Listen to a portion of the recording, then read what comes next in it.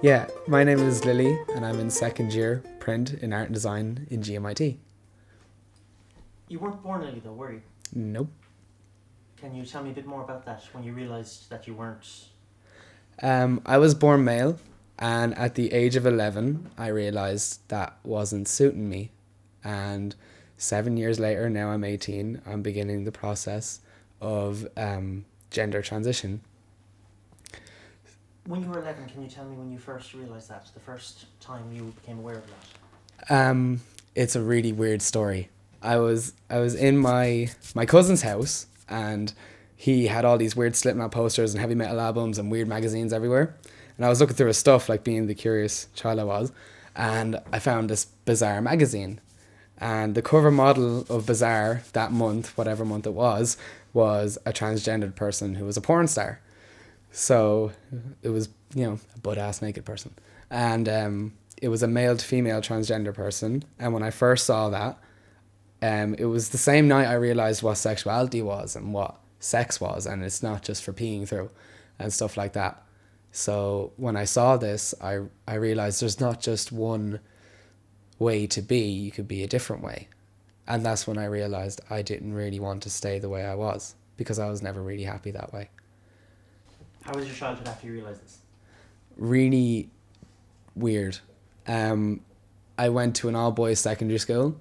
I had a lot of issues, like I had to go to counselling and psychiatry a lot for personality disorder and stuff like that because I was trying to figure out who I was. I had issues with my parents because they thought I was gay.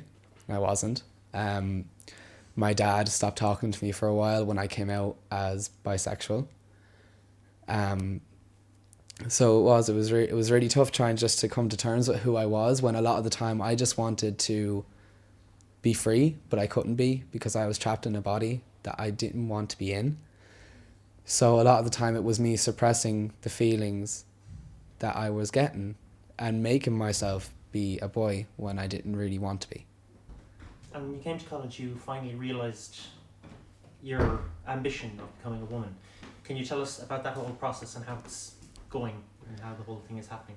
Yeah, when I came to college, I had a great realization that I'm very, very free here. I'm of age now. I live away from home. I don't live under the roof of my parents. I'm my own person now. So I made the decision myself to go and inquire about what I can do to go into the process of changing my gender. And you've been successful with that. So can you tell us about the process that's going to happen and in the next few months that you're going through? Yeah, well, I've been in psychiatry for the past few months to get my evaluation together so I can be granted anti-androgen hormones, which are basically blockers. And in the next few months, my endocrinologist, my doctor, is going to give me an injection of these as well as pills to take every day, which are going to suppress testosterone long enough in my body for me to start taking estrogen as a supplement. So it's called hormone replacement therapy. And I'll be doing that for the rest of my life. And after 2 years or so of doing it, I'll be able to move on to aesthetic procedures like operations and surgeries and stuff like that. How do you feel? Do you have any fear about going through this process? Crazy fear. It's so scary because it's this big leap in your life, but then you really know it's worth it. You know what you're doing it for, and whether people like it or not, you're not doing it for them, you're doing it for yourself. And if you're doing it for yourself, then there should be no reason to be scared, even if it is scary. Hypothetical. Say you could go back to that first day when you first found that magazine. What would you say to yourself? I got asked this question before recently, and the answer I gave then was I was going to tell myself that everything was going to be okay. And since answering that question before, I've thought about it. Like, is there anything else I'd like to say?